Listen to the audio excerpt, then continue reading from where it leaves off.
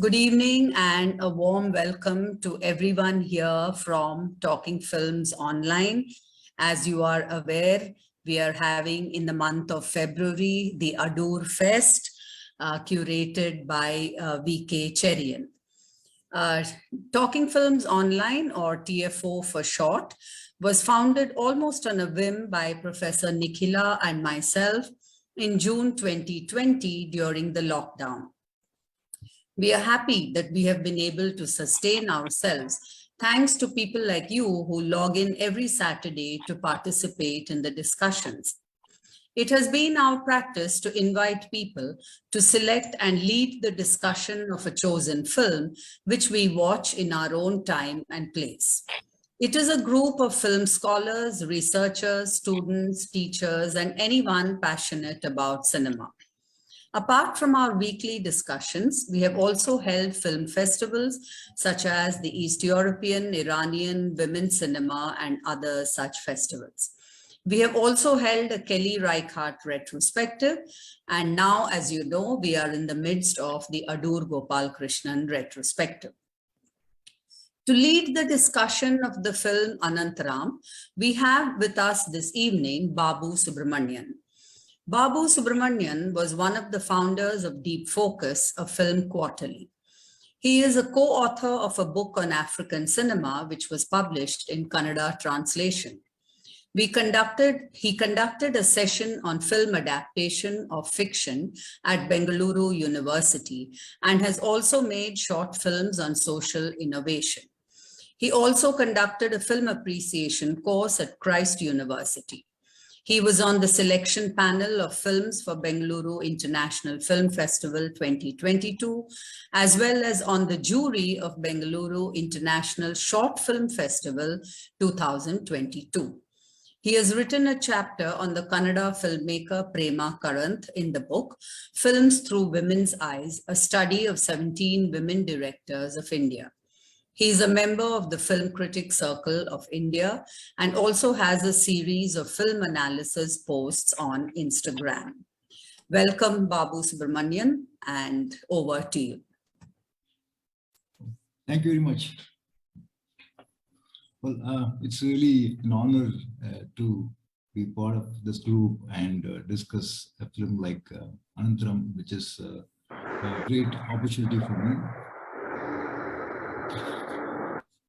There is, a term "WYSIWYG" which is used in, computer jargon. It means, what you see is what you get, and in cinema we can see that, there are a number of films where what you see is actually what you get, in the sense that there's nothing beyond the literal meaning. And what is interesting is that in Adoor cinema, well, he has really solved the problem, in the sense that how one can go beyond the denotative meaning, which is the literal meaning, and how you can come up with the connotative meaning, which is the implied meaning or the suggested meaning.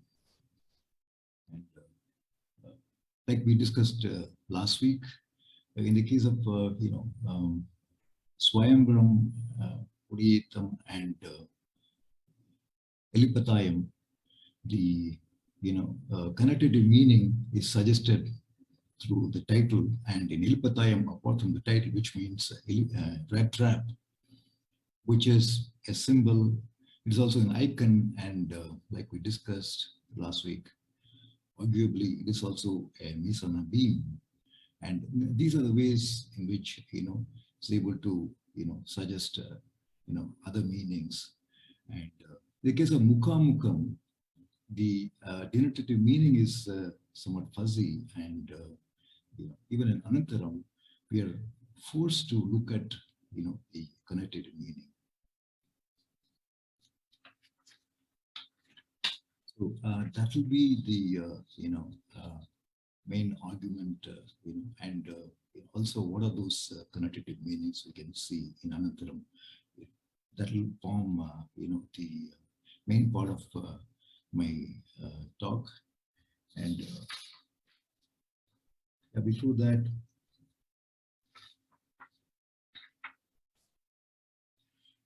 so let's look at what Anantaram is about. And if you're trying to narrate the story, you find yourself in difficulty because you can't tell the story.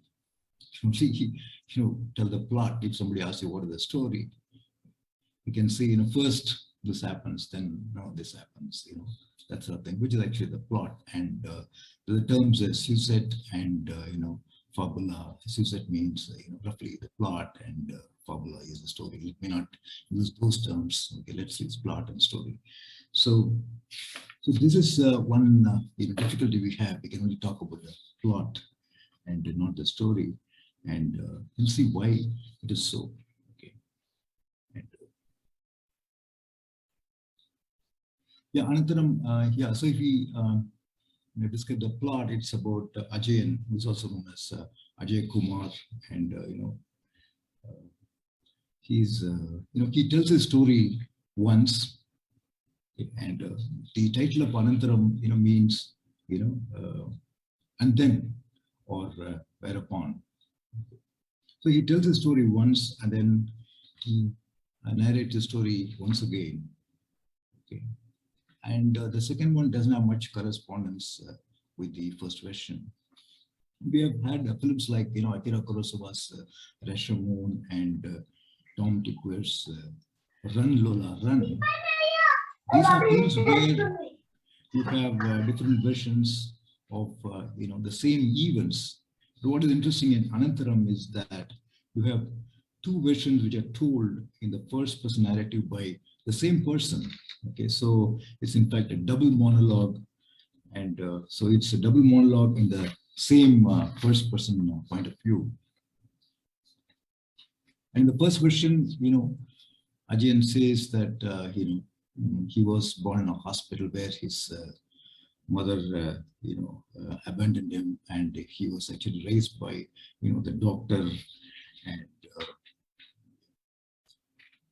he had some extraordinary talents which in fact alienated him from others, except his foster brother Balu, is played by Mammootty. And Mammootty is studying medicine. Even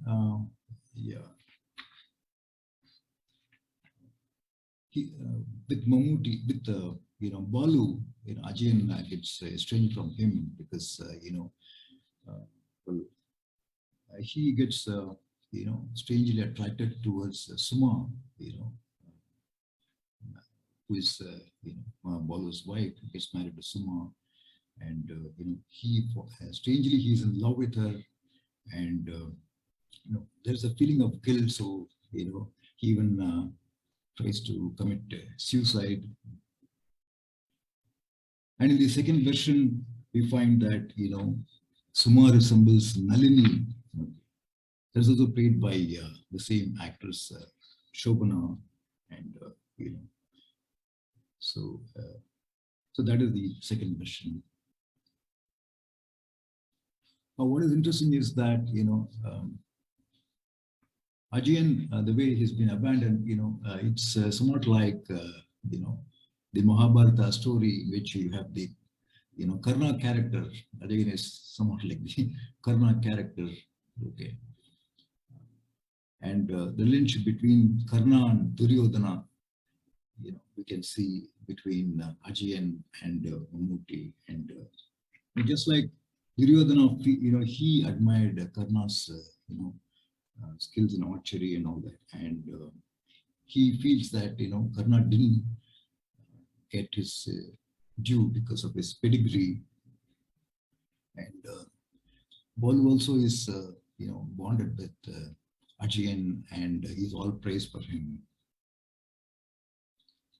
But in Adoor's Anantaram, they are not epic characters. In fact, if we try to look at the literary antecedent for Anantaram, we may look at works, literary works which use the strategy of doubling identities, and one of them particularly of importance is Dostoevsky's The Double Petersburg poem.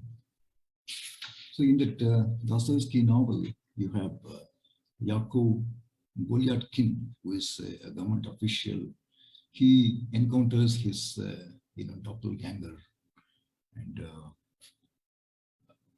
this Golyatkin Jr., the double, he turns his enemy, and in fact, Golyatkin even loses his job, and he ends up in his nervous breakdown. And Golyatkin, is perhaps is schizophrenic, and here also, in Anantaram, we can look at Ajay as suffering from schizophrenia. And yeah, something interesting about the structure is that structure of the film is that here we can look at what Michael Bakhtin has written about Dostoevsky's novels. Okay.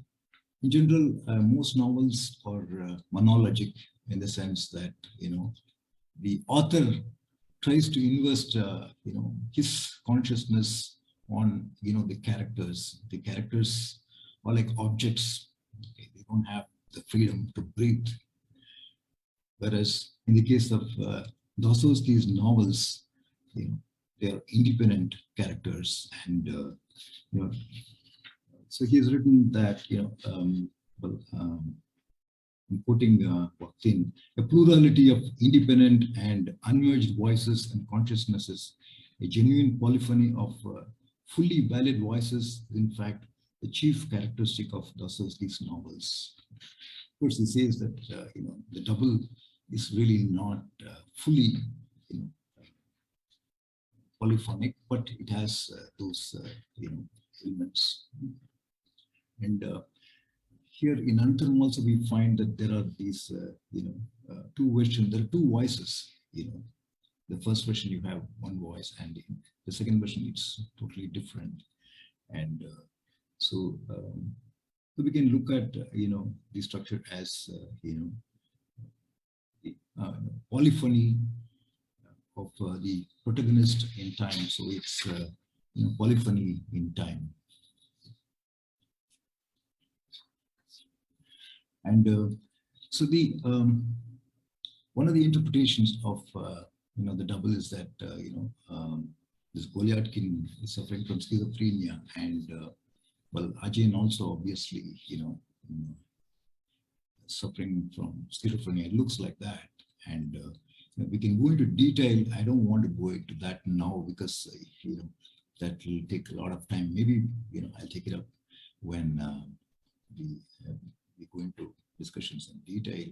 But yeah, something very interesting is that right from the beginning, you find he's brought up in a hospital, and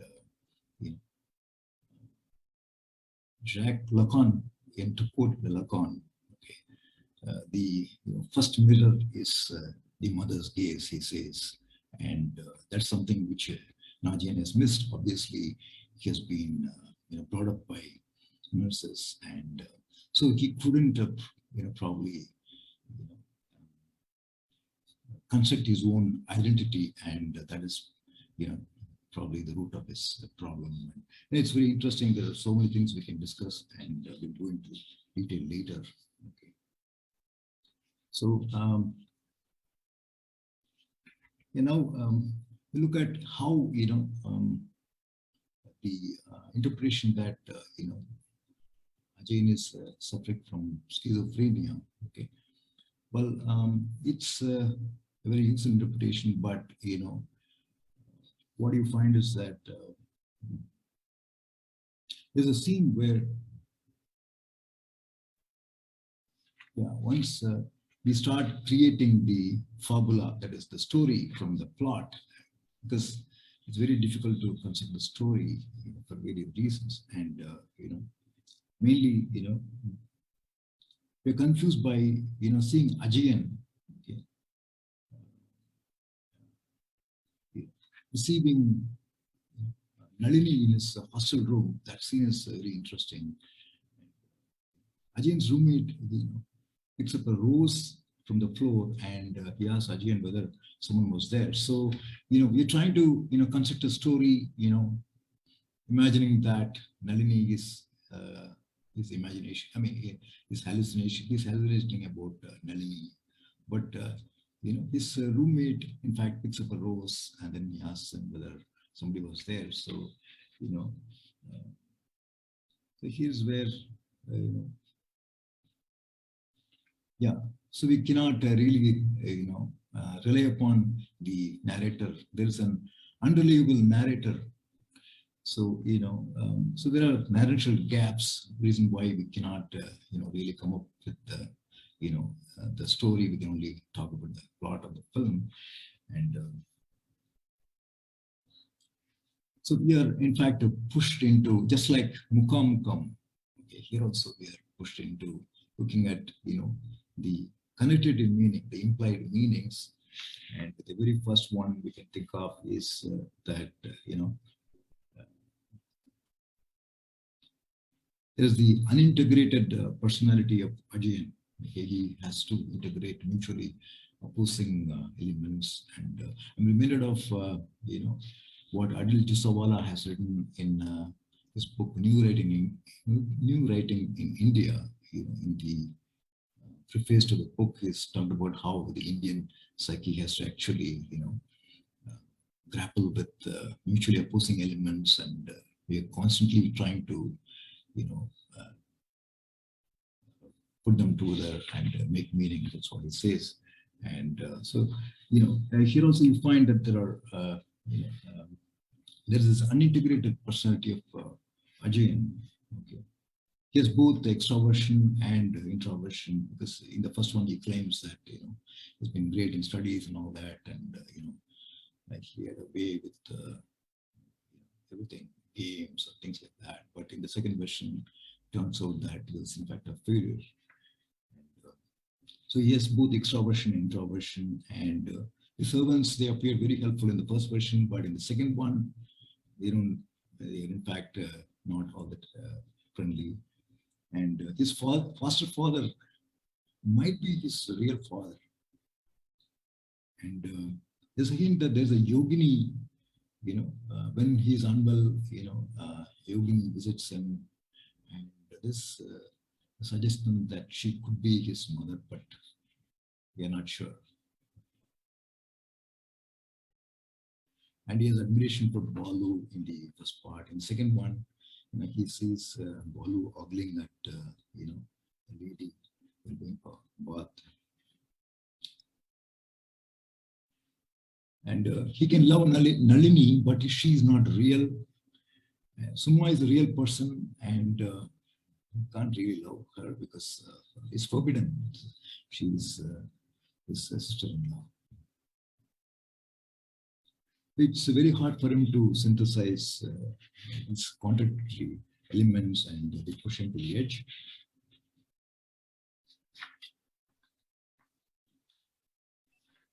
Himself has come up with his own interpretation, and it's there in his director's statement, his website, and let me read it. He says that Ajayan is drawing up on the experience from his life, basically from two standpoints, that of an introvert and an extrovert. The two positions we all keep shifting from time to time. Each story picks and chooses from those experiences from his life that go to prove its theme. The stories do not contradict themselves. Instead, they complement each other. The stories gel together because there's a certain built-in ambivalence in his life. This is something very interesting because, says, he looks upon it as, storytelling. There are, two kinds of aspects of, Ajay just shown in the two versions, and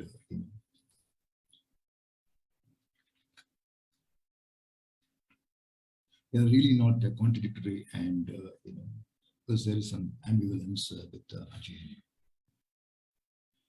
What is interesting is that there is so much richness in the film that we can have many other interpretations, and one of them is that there's a dialogical discourse in the film we can see.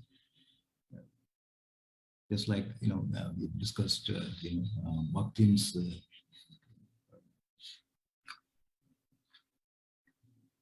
talk about polyphony. Okay, in Dostoevsky's novels. Okay, here also we find that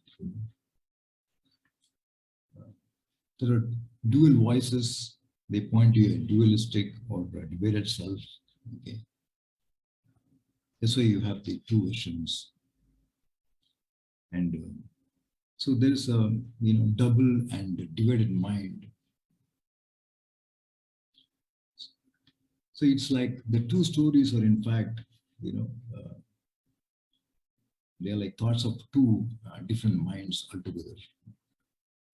So if you apply Bakhtin's concept of polyphony to the film, we can see that there's a dialogical discourse. So the third interpretation is that Ajay is in fact searching for his identity, and in the first version, we find that he's extraordinary in his studies and all that, and he's obviously missing his mother. He doesn't have a sister, and he yearns for a caring woman. He picks up a liking for an elder girl, but that is thwarted by some of his senior boys.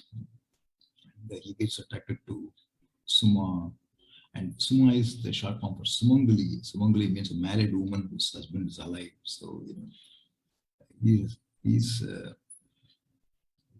suffering from guilt because of that. His, being in love with his sister-in-law. Being in love with a married woman is forbidden, especially with his sister-in-law. And in the second version, there's altogether a different voice, and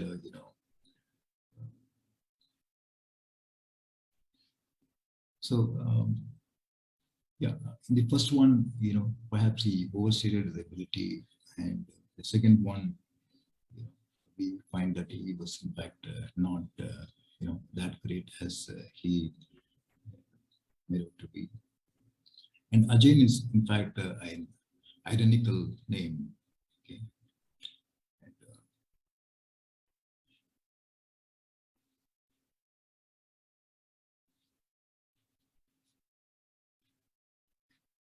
And the foster father whom he has been calling as uncle could be his real father, and the yogini could be his mother. Although nothing is stated for sure in the film. He's very disappointed that he's been denied his identity. So yeah, mainly there's the problem of identity, and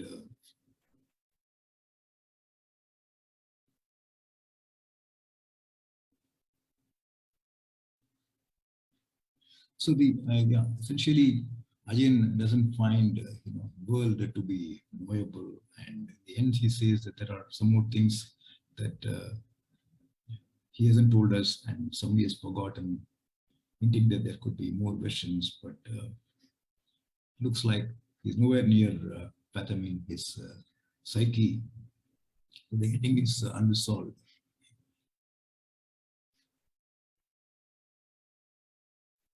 So these are the three interpretations we can think of. Yeah, before I close,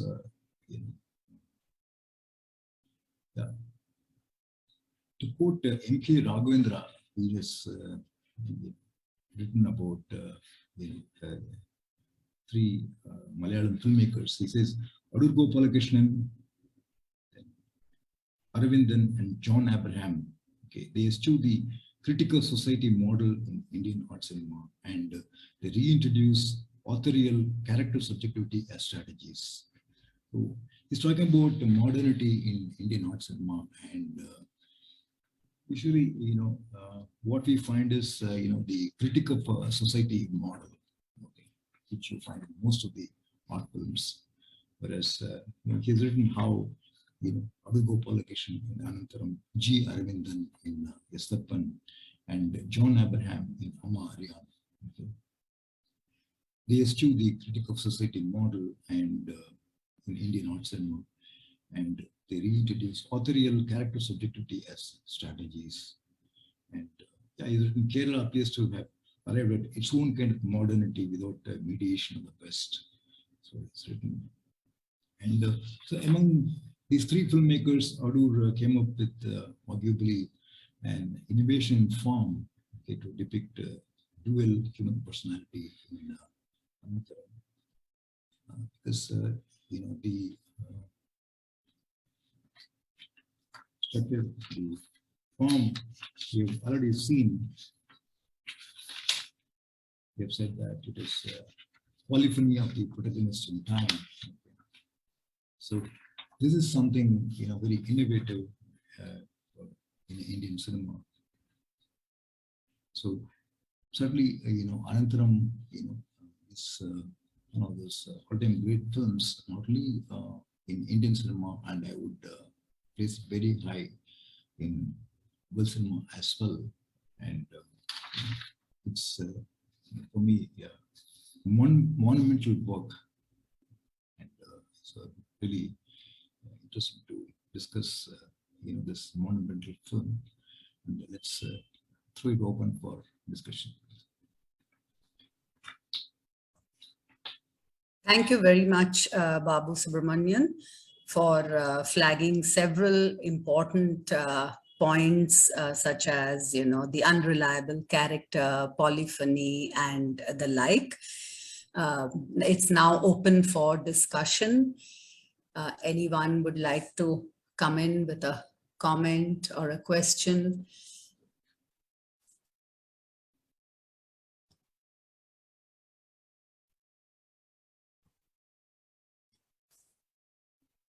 Okay, maybe I can initiate by, while watching the film, what struck me was more the form than the content. The form of the film somehow was absolutely fascinating for me. And I thought it kind of fitted into, what goes by the name of meta cinema, where the film is commenting upon the process of storytelling and filmmaking itself. So you have especially the last scene, about the child climbing those stairs and counting even numbers and odd numbers. That is so emblematic of the multiple ways in which a story can be narrated, as well as the inconclusivity of stories. So these are, some of the things that was most striking for me about the film. The way the film was made, it kind of stays away from conventional narrative cinema, which calls for the audience's suspension of disbelief. Here is the filmmaker who's actually, in a very conscious manner, informing the audience that they are watching a work of fiction. So that was something that I found very interesting and fascinating about the film. Yes, certainly, yes. The meaning of the film actually emerges from its form. And that way, it's a very, it's an outstanding film in Indian cinema. Very rare, Yes. because well, it's the plot of, which normally gives a meaning, but here it's the form itself, and that's why we are pushed into looking at the connotative meaning and understand it at a higher level. Yes. I have a question. Can everyone hear me okay? Yeah, please go ahead. Oh yeah, first I want to thank Babu for his talk and for introducing me to this really wonderful film. I found it really fascinating in terms of some of the things that you've mentioned already, the form and so on. One of the things that really jumped out at me watching it is its use of sound. I'm an avid bird watcher, so I couldn't help but just hear the bird song was very pronounced in this film. Just certain moments, and I'm not sure if there's a specific narrative reason or it's just a matter of you shoot at that period of time, you would hear certain birds in the background, but I felt like the bird song was extremely prominent. And of course, the score is wonderful. It's a really, really interesting diegetic score, and I love that about the film. But while you were talking about it, I was wondering if there's any criticism or has there been room to read this film as an allegory and Ajayan as a sort of, in a sort of wider national sort of critique, because young children are always sort of an allegory in films and throughout literature as an allegory for the nation or the potentiality of the nation. He's so brilliant at everything he does, but yet still he cannot transfer that into anything tangible, into something worthwhile. And I wonder, have there been people who've read this as a sort of allegory for maybe a certain generation of Indians or just the country at large, something like that? Because I feel like this film might lend itself to interesting allegorical readings too. It's great to have you, Milk Noise, and really happy that you could join the discussion. And as for the use of sound, yes, it's very creative. In fact, the first part of the film, somewhat in the, you can say realistic style or something, and the second one is somewhat expressionistic. And so even the sound also, you can see that, from between the first and the second part, so you have a valid point there. And as for allegory, I'm not sure whether it can be read as an allegory, but the first interpretation which I was trying to make is that he's trying to live with two contradictory parts in him. There is there's the unintegrated personality of Ajayan, and that is an Indian. I mean, that's what Adil Jusawala has written in his preface to New Writing in India, which I like very much, and all of us, particularly me, because in India, everything is contradictory. On the one hand, you have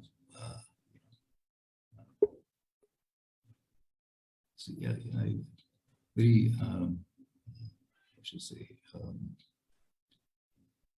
you have works like a Kama Sutra, okay, but at the same time you have very ascetic kind of approaches, and also Hinduism itself, you find that you have a belief in God, and but there's also atheism, which was very much an important school in Hinduism, and so an Indian has to confront with always these contradictory aspects in life, and he has to somehow make meaning. So in fact, that way, yes, you're right. We can see Ajayan in ourselves in some way. Thanks. Thank you, Babu. I think MK Raghavendra had unmuted. TFO is happy to welcome the well-known film scholar, M.K. Raghvendra. Welcome to you. Please go ahead. No, I just wanted to say that it can't possibly be allegory, I think, because there are two stories, right? So how would you reconcile two stories with an allegory of the nation? How would you do that? That will become a problem, I think. You know, I mean, unless you're saying that there are two different stories of the nation, you can't. I don't know whether you can have a actually allegory. In fact, what I find most interesting about the movie is that you have something called character subjectivity. Okay. Can you name any other Indian movie where there is character subjectivity? I don't know. Because, you know, one of the things about Indian cinema is it's done in this, you know, what is this? Omniscient. You know, the narration is omniscient. Even art cinema, except probably Satyajit Ray in some way, there is authorial subjectivity. But I think character subjectivity, this is probably the only one, you know, a whole two different sections where there are overlaps, at the same time there are contradictions and that kind of thing. So that is the thing I find most. So given that fact, I don't know that can be seen as any kind of, it's probably this allegorical aspect. I wouldn't see how you could read it as allegory at all. In fact, that's probably one of the strengths of the movie. Otherwise, by and large, you know, you can see, you know, all modern, I mean, modernist cinema from as some kind of Nehruvian thing, you know, as in any movie dealing with, so for example, you look at Samskara, you look at all this, is Nehruvian modernity, right? Nehruvian modernity, making changes in the, you know, so all of that, shall we say, the central figure by and large in Indian art cinema is some kind of national hero of some sort, right? Okay. He's a national hero of some sort. He represents the nation. Here, because this Ajayan, as Babu said, is schizophrenic. I mean, if you can use that psychological term, whatever, I don't know what it means. But I'm saying if he's schizophrenic, obviously he can't be a national hero, right? But and it's the same thing with Adoor. Adoor is probably, Adoor and Arvindan probably that way. These Kerala filmmakers are probably much less close to the national hero, you know, character than a lot of the other Indian films. For example, you look at Ray's movies. You look at Ray's movies. I think Satyajit Ray's movies, almost every single hero is somehow or other representative of the nation at a certain point, right? This is the sense I got from watching Ray. It's the same thing with a lot of other arts, much of the rest of art cinema also. They somehow or other represent the nation. If you look at Satranj Ke Khiladi, it's pre-national, before the advent of the nation. But somehow or other, it seems to feature in the nationhood, in the prehistory of the nation in some way. It's the same thing with, if you look at Benegal's version of what is that film on the mutiny? I forget the name of the movie. That's also, all of them are national. I don't think, you know, that way Kerala cinema, all these three movies are not national in that way. They seem to be local. And this one is not even, you know, the Adoor's film is not even that way. So I mean, I would sort of keep it completely outside the thing of, you know, national character, national thing. At least that's my sense of it. I just wanted to say that. Thanks. Thanks for that. It almost sounds like, based on what you're saying, it might be a deconstruction of these types of narratives.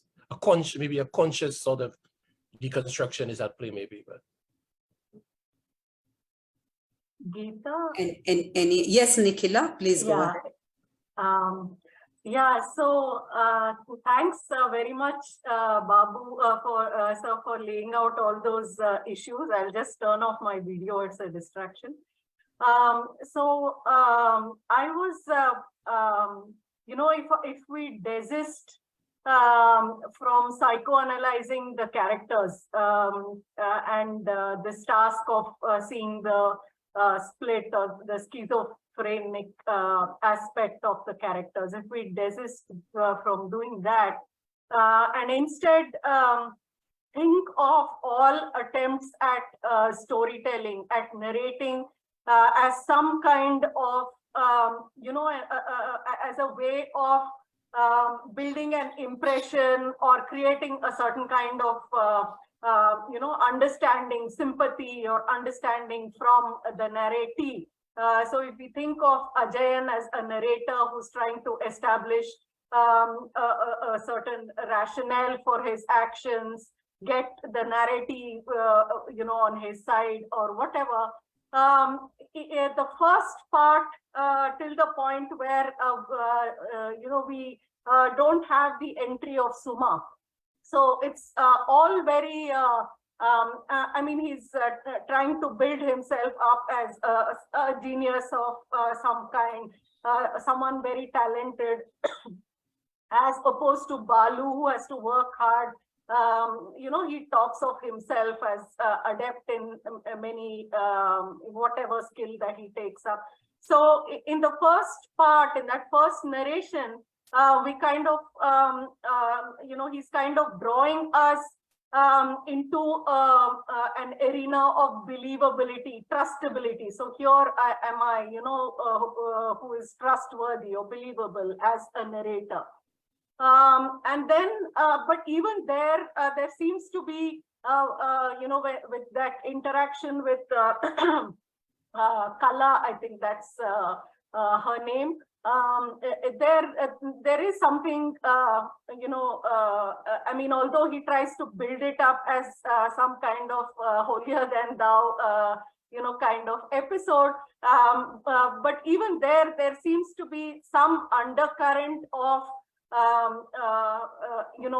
not being able to sympathize or not being able to connect with a woman or whatever. When then his brother marries, Balu marries, and Suma comes, and I feel that that second part is a kind of justification that he's building up for his whatever his guilt. Yes. So it's a very an architecture of justification that kind of is meticulously built up, which ends in that kind of an outburst in the end. Maybe it is just jealousy, as he at some point tells Balu, I'm jealous of you or whatever, or the guilt of being fascinated by the wrong woman or whatever. So it seems like that second part is a kind of elaborate alibi which he's building for his actions. Yes. So in that sense, and it seems that it's also stemming from what I felt. I don't know how you will see this. A very strong hatred of, coming from a very strong hatred of women. So the father is not, the father who does not probably admit his fatherhood is not wrong. The brother is kind of idolized. So these men are idolized, but it is the women in the end too. It is the way he turns on Suma and almost says that she's the she's the one who's the problem. So it's almost as if he's inventing excuses for his woman hatred. Where that is coming from, I don't know. As you said, probably it comes from that he's not brought up by a mother, whatever if one wants to call it that, or even the larger culture. I mean, one need not even think of it as immediate or familial, but the larger culture which kind of endorses this kind of woman hatred. I think that's that would be my reading of the film. So the two kinds of justifications, rather than see them as schizophrenic, one which is to establish himself in our eyes as a reliable, narrator, and the second, where he's building this elaborate architecture of justification for his act. I think these are not two different things, but part of the same. This is the way I understood the. You said Thank it. you, Nikhila. Yeah. Well, in fact, I had noted down, this point, and it's really nice that you come up with that, because you know, here I would like to quote, Robbie Cherian, my friend Anandu Mohan introduced me to, the blog of Robbie Cherian, on which I found a very good article on Anantaram, which was Malayalam. Luckily, Google Chrome translated it. The translation may not be perfect, but something interesting I found is that see, Ajayan, he has all kinds of problems. He doesn't have mother, he doesn't have sister, and he was in love with an elderly girl, and that's thwarted by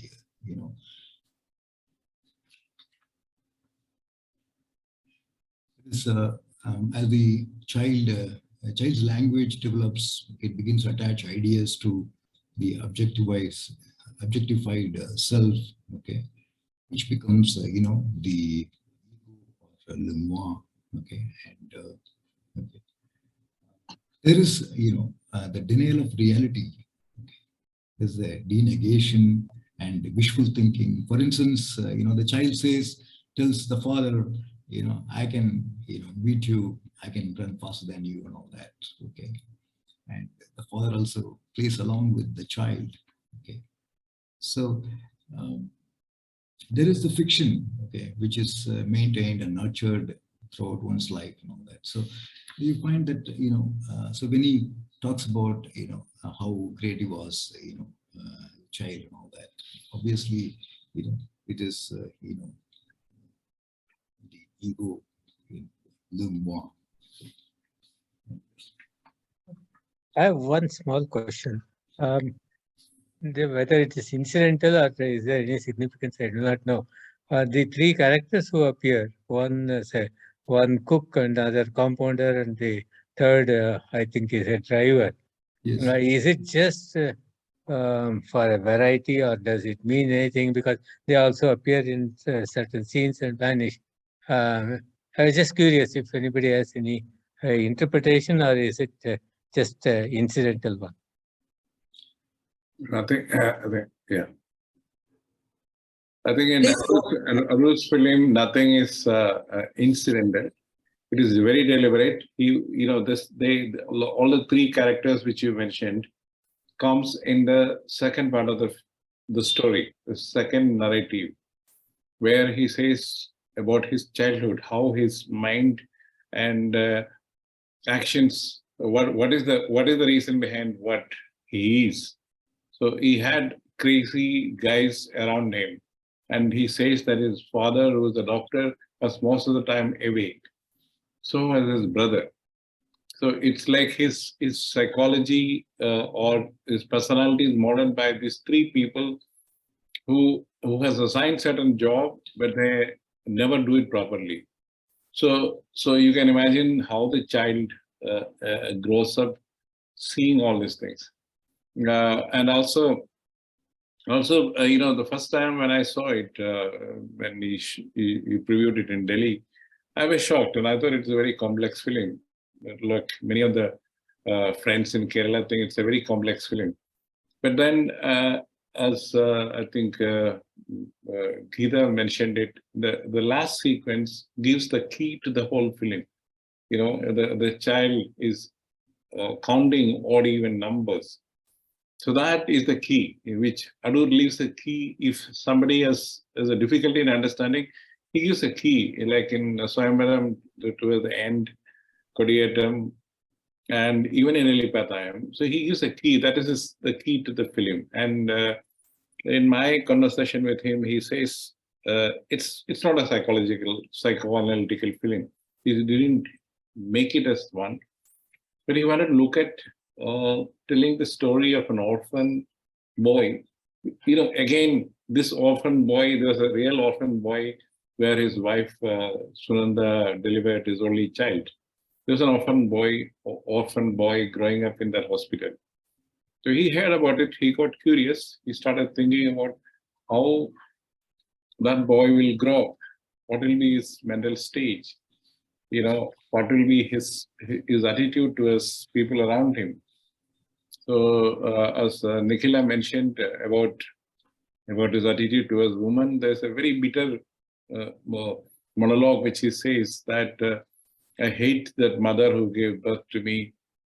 She should have killed me instead of, leaving me in the hospital, because I hate my kind of life, without seeing her and all. So it's like a very, very intense kind of approach which he has done. At one level, this boy is given all the physical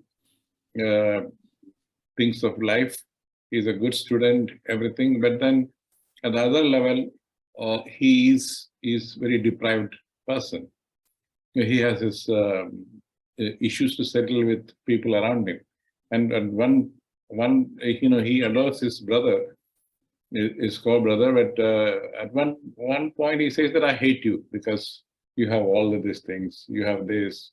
You are going to be a doctor, and you are going to marry a beautiful girl. So then he says that I'm going to give trouble for your marriage. He threatens. So that kind of vengeance, he grows up with a vengeance, and that comes out very, very in the second version. The first version, all these things are hinted. Second time, he becomes a very confused man. He didn't know where to place himself. Like he said, Babu sir said, actually, Orivadal Kota is, near the Kerala University Center, just behind that. I studied there. So we used to see this bus going, every day. Orivadal Kota means just a fort with one door.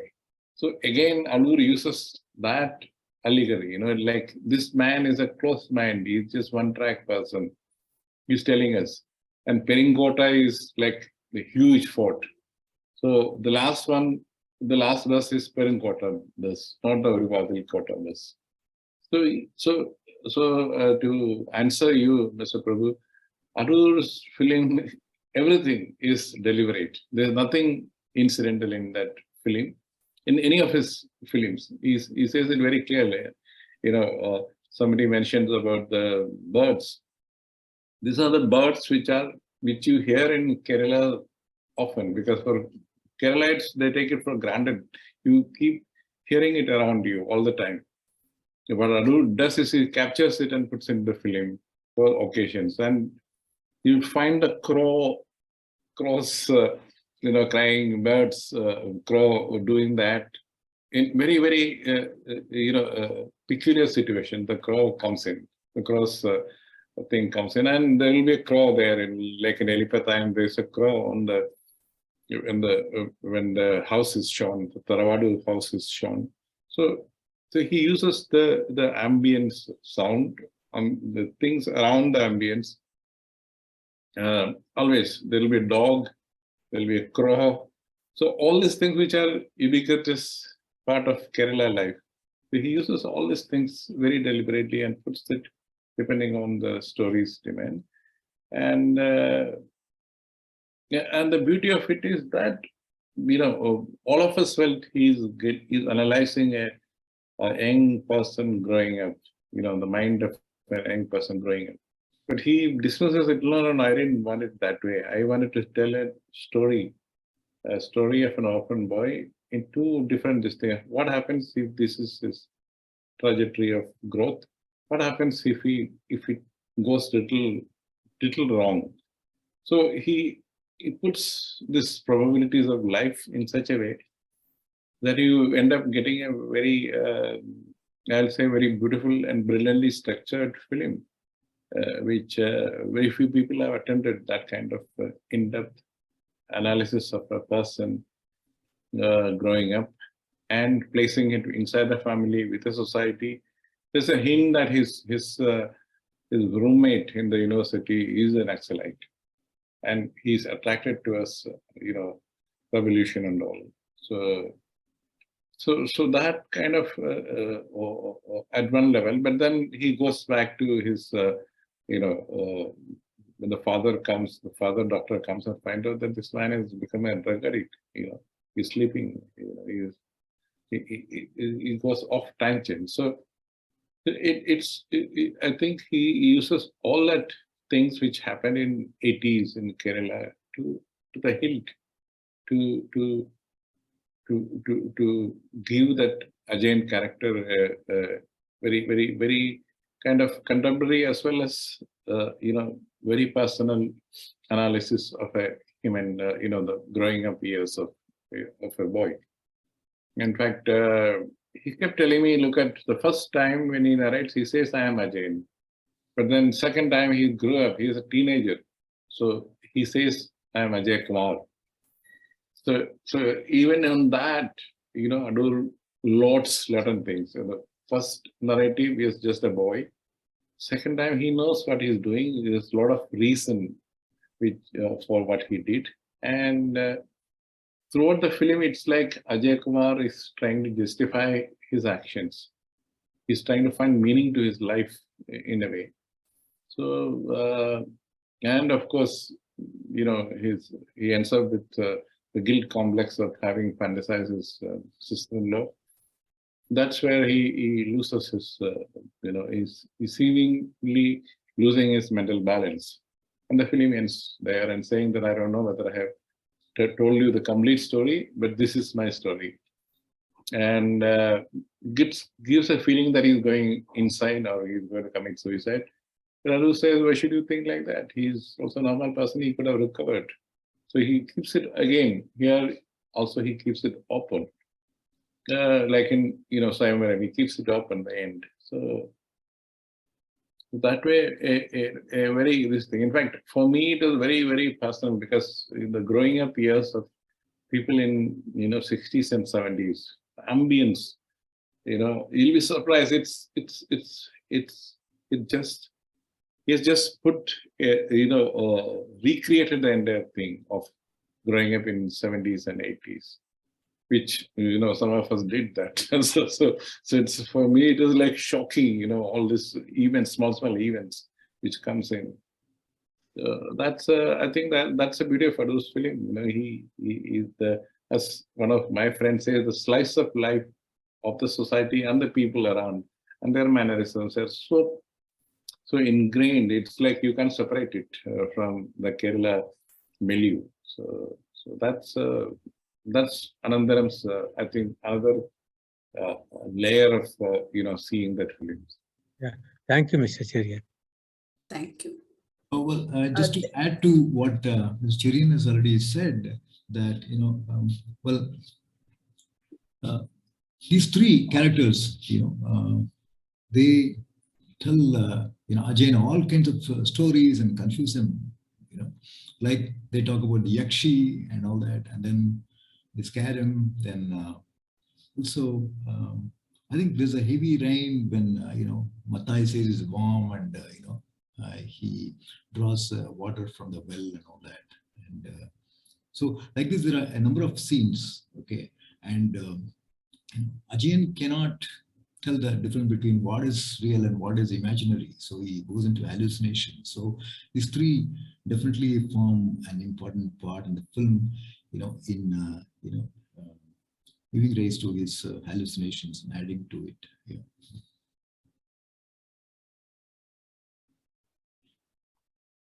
The chat box from Divya Kumari. She says it is often portrayed in movies that someone with a brilliant mind mostly ends up having a tragic or lonely fate. Do you think it pushes the idea that the ordinary is somewhat of a luxury that we overlook? Yeah, that's a very interesting question. In fact, one way of looking at it is that, we talk about, people who are super competent and we admire them. And in fact, if you look at people who are super competent, very often they end up as failures. And somebody like Balu, who says that I am not that gifted like Ajayan, he is very successful and gets married and he's a doctor and all that. And yeah, that aspect is there. Although you can also interpret in other ways also that he was actually overstating his case, and in fact in the second version you find that he was in fact a failure. So it's the ego, the moi, okay, which probably is the reason why he's trying to say I was great and I excelled in everything. Or a third interpretation. Excuse me. May I ask something? Yes, please. Yeah, please go ahead.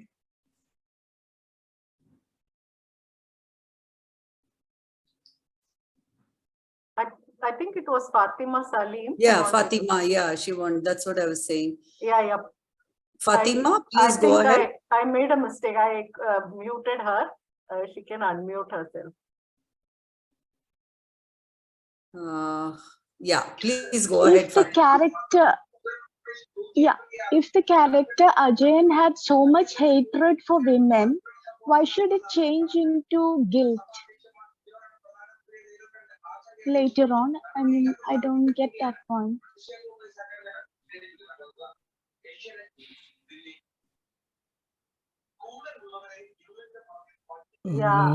Anyone? Yeah, I can, Yeah, Swarnavil, please go ahead. Try to respond. That is, as Babu has been invoking Lacan. I think Lacan is relevant. So briefly, I would, try to also read the trajectory. That is, also it ties in with what Nikhila was also talking about. So if we think, that, because Suma is sister-in-law, so she is already unattainable. That you can talk of it as taboo in our culture, as Babu was pointing out, but also from another angle that because she is also lacking a mother figure, and therefore she becomes this kind of what Lacan would claim as a kind of lost object. That is that you want to have access to this total person, but you cannot have.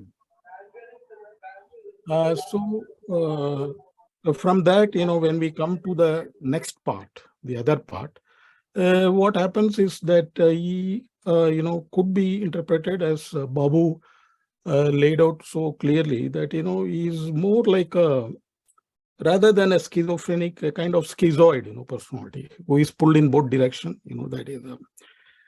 So if if she was the object, that Lacan also talks about how, that our desire is always the desire of, the other's desire. In other words, our desire becomes the object of others' desire. In other words, that our desire is actually, a craving for recognition. So in this case, it is all the more relevant, because of, where he comes from. And he needs this father figure, Balu, that recognition. And then, Suma becomes this contested terrain, which draws it into, how motivation of the other person is not taken into account. So he's more of a schizoid personality. That is, a schizophrenic will be more bothered about, how others are constantly chasing, but a schizoid guy is different, So he is not having those kind of concerns, that whether Balu will chase him, but he is not bothered about the motivation, particularly of the woman. So this also points, to our larger patriarchal, culture, the misogyny, which Nikhila was pointing out, and ties in, with what Babu was talking about. So therefore, the transfer of guilt in this case is also, the the affect, of the guy who didn't have, the mother figure at all, and which becomes, something which is irreplaceable for him, in the way he's obsessed.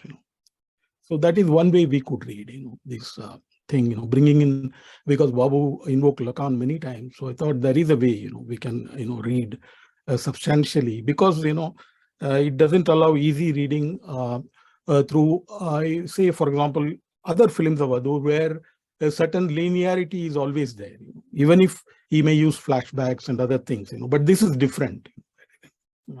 And that draws me also to, if we look at, M.K. Raghavendra is not here, but, just to invoke, that, what he was talking about, the authorial kind of, subjectivity. From that angle, I would like to just, invoke two films like 400 Blows of Truffaut, where you can see that, for Truffaut, because of where he came from, it was very important also the social milieu, of the teachers as a system, and we get that, And then if we come to Charulata, about the sister-in-law and the brothers, in Satyajit Ray, you have the, demarcations, of the differences in both these characters, very distinctly in the context of the socio-cultural milieu of the background. And here, he further erases all that, in Adoor's case, that it is more, subjective.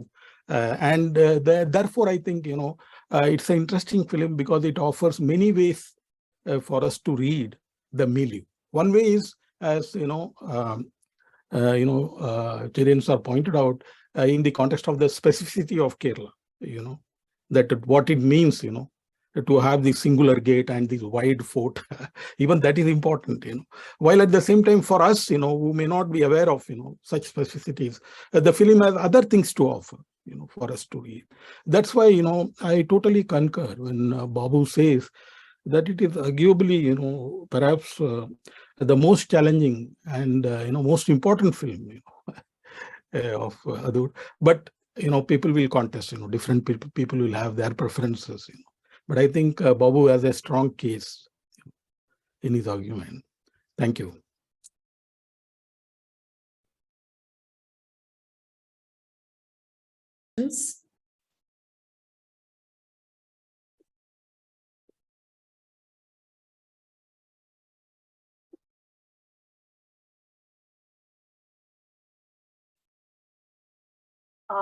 Geeta? Yes, yes. Yeah, so yeah, before I respond, I think the question was also to me because I was saying woman hating. But before I respond to that, in the chat box, I have put the link to the Facebook group, which is private. So anyone who wants to join on Facebook, you can join the group through the link that I have sent. Or if you drop in your mobile number, we will make a note and we will add you on the WhatsApp group. So this is the way to keep track of the films that we will be discussing each week and get the Zoom link. With regard to the question about, a woman hating, I was saying this in the context of how he's exonerating his father and the other, men around him, so to speak. While it seems, that he's suggesting, or at least at the end, the confrontation in the end, where he's telling his brother, this woman is the one who is a problem, you have to send her out. If we read the second part backwards, from that point onwards. So it is like a justification. So why does he shout? Why does he say what he says in the end? And then retrospectively, we see that he's, the person whom he claims he loves or he's fascinated by, Nalini, I think, it suggests to us as narratives, it suggests to us she looks exactly like him, so he feels betrayed. So it looks like Suma is someone, who is Nalini, who has betrayed him.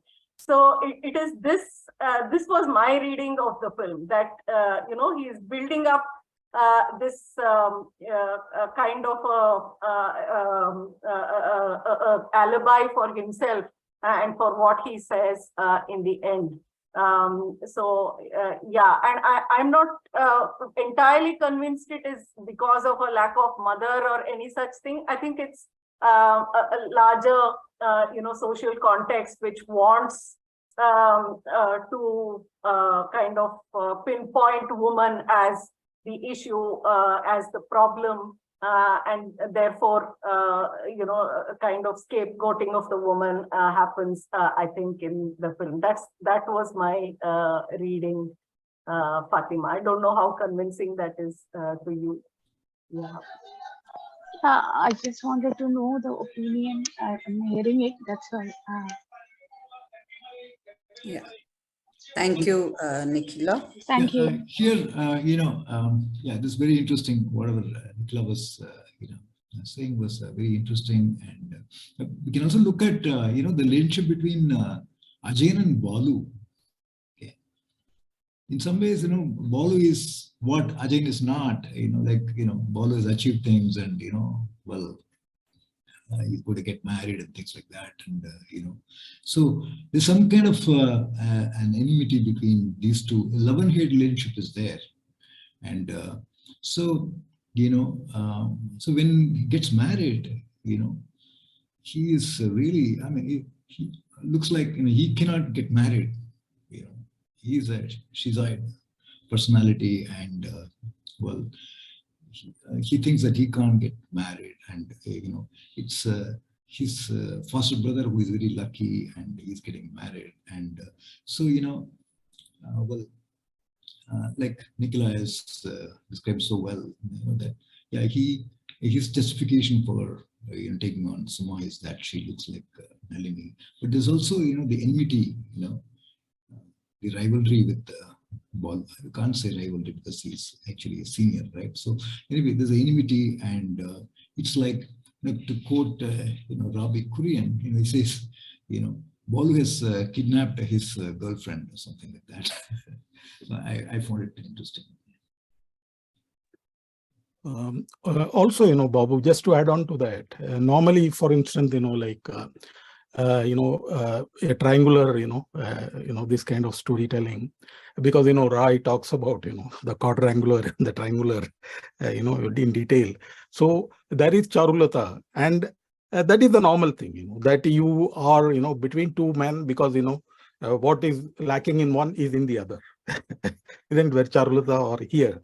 But then what makes this film interesting is, on the one hand, I mean, he erases that woman figure, her subjectivity here, leaving open the idea to read, as Nikhila was pointing out, the misogyny or the patriarchy. On the other hand, that allows him the possibility of this experimental way of narrating, two different stories, because from his own subjectivity, he's trying to fill that, the impossible void of trying to justify. And that is why, that we are, struggling with many words, like guilt or this, that, or, so that's what I think, makes this film interesting, because it opens up many different ways and opportunities, for us to look at and read. Yeah, well, that way, well, just to add to what you've been saying, well, it's a masterstroke to have, Shobhana playing both the characters. It's amazing. Absolutely. That's brilliant. Yes, absolutely, yes. Any other comments, questions? Shall I, if there are nothing? Yes, Tarkeshwar, please go ahead. Yeah, I want to take up from where Nicholas left. See, both the parts are monologues that is narrated by the same person. We can't pick and choose what is narrated by the person to characterize the person. See, the three servants who come there and the stories that they say is actually narrated by the boy. If he is a non-reliable narrator, how can we believe that they were telling the stories? So the entire thing is in that sense becomes unreliable. He is telling a story about himself, how he is, and he is constructing a justification for it in the second part. So in that sense, both the narratives are unreliable. One cannot be the justification for the other. We can't pick and choose. As uh, audience. So it more looks like a film on the narration itself. Narration as fiction. So a plausible narrative to justify what you construct. So in that sense, at one level, you can simply read it as a psychoanalytical film explaining the what I would call as a particular character. Schizophrenia is what others have tried to call it, that character. It is not schizophrenia. He's playing with the narration. Yeah. He's describing himself, and then he's also trying to justify it later on. So whether his self-description of himself in the first part and his self-justification in the second part, both are unreliable, I would say. So in that sense, it's very complex if you take the title for both the parts. I think there's more a narrative on the functionality of the narrative rather than about exploring the schizophrenia of a person. Thank you. Yeah, exactly. In fact, if you look at Mukhamukam, the derivative meaning, or the literal meaning is somewhat fuzzy, and you're forced to look at the connotative meaning. Okay, whereas here looks like Adoor does away with the denotative meaning, because the unreliable nature of the protagonist, and you're forced to look at the connotative meaning. Yes, you're right. Yeah. As Geeta said, initially itself, I think Tarakeshwar detailed it, why it is certainly a case of, meta cinema, that Adoor is doing this kind of work much before, this kind of a cinema became popular, that these kind of structures. Yeah. Well, I have a question for Swarnabel. Well, yeah, I've been wondering, why, a work like this has not been, what should I say, reached, in the international level. I mean, in the sense, we all know that it's an important film and it's monumental. But, yes. Well, I don't think it's, except for some circles, I'm not sure whether, it's widely known. I may be wrong. So I would like to know your take on this. Yes. No, you are right. For example, like British Film Institute brought out on Eli Patayam, and that is very important works.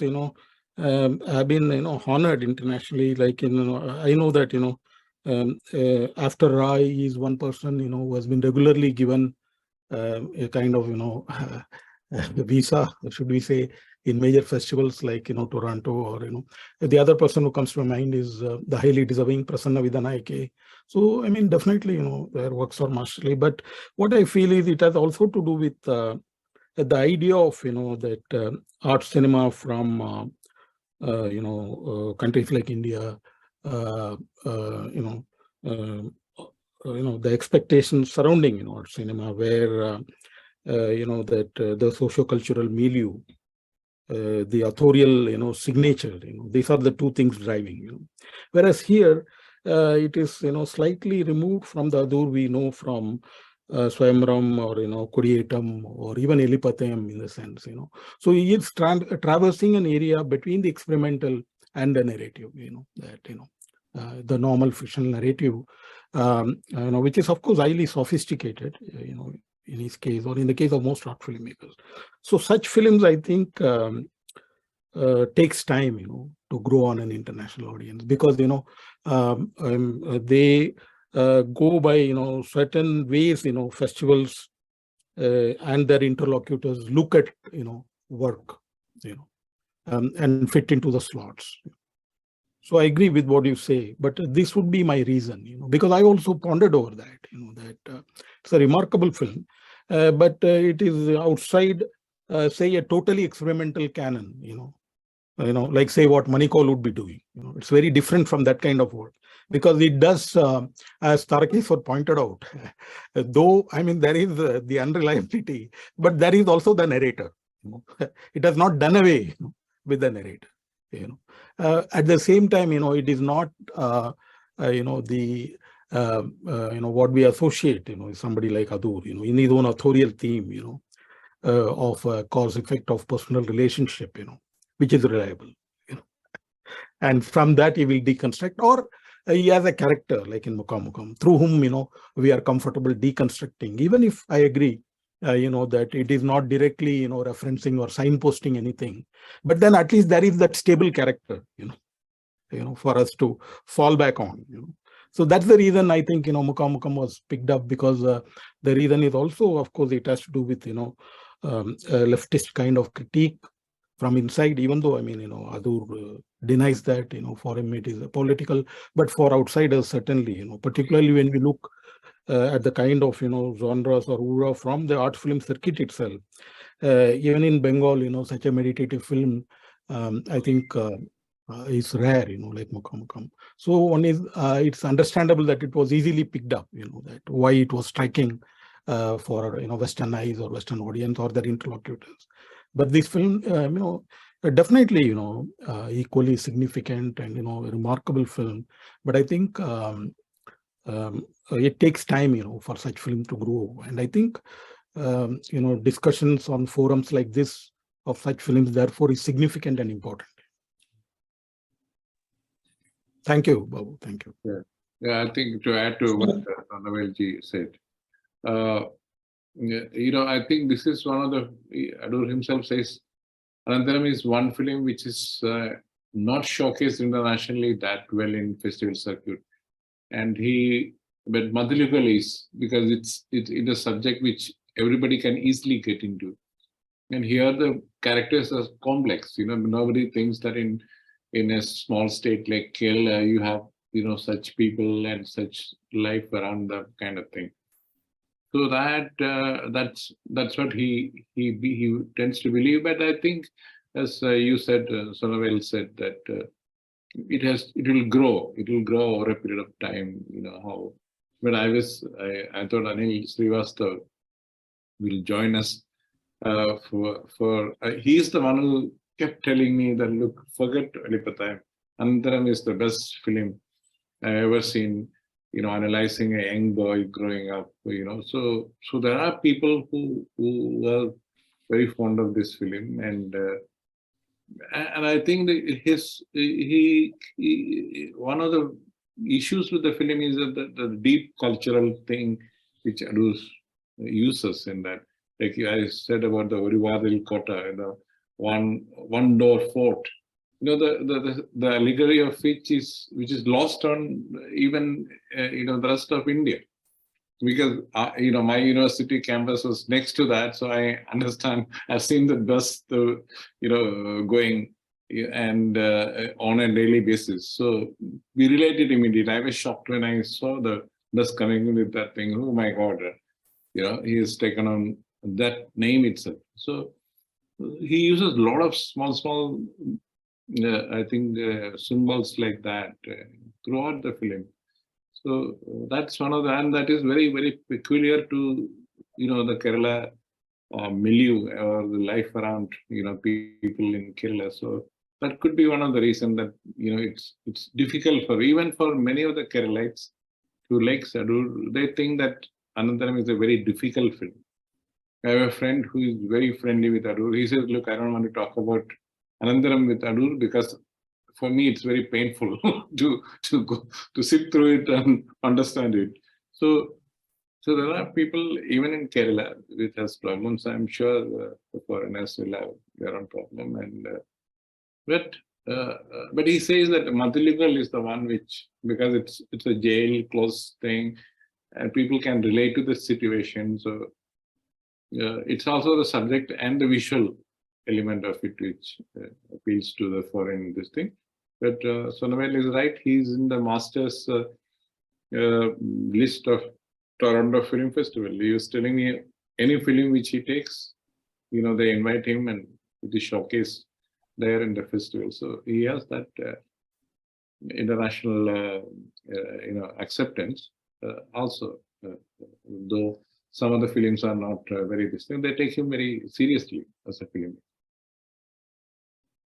Sir, I think one aspect certainly is, as you said, the cultural specificity.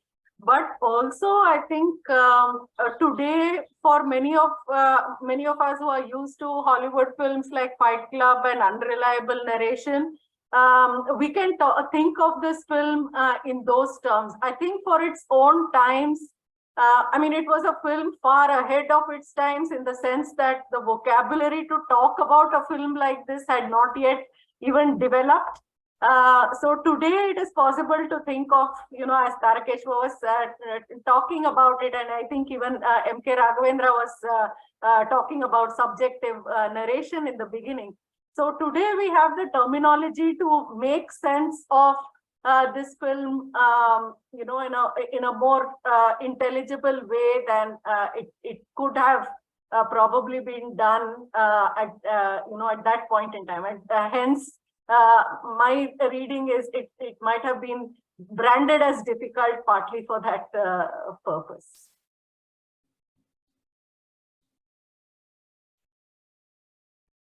Any more questions? So just to endorse what Nikhila just said, when I saw the film, I said it's a kind of Lucia that came 25, 30 years earlier. So, so in that sense, it was a different kind of film that was coming in that period. So where it was only possible for us to look at it as a film as about a schizophrenia, how the childhood trauma affects your adulthood kind of thing. So in order to speak more about it, we didn't have a language at that point of time. As Nikhila said, Fight Club and Lucia now has given that kind of language to us. And the new theoretical developments have also helped us to look at this film in a more, in a different way. Of course, from the vantage point of post Lucia and Fight Club. I think that is the case. Otherwise, it has not perfected that way of dealing with it, but what was available to it at that point of time. So it is trying to say it in 80s itself. So that is the, maybe it was too early for it to say those things at that point of time. Thank you.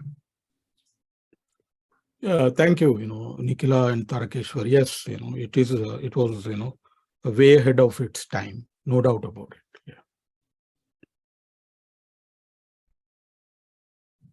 Any other questions, comments?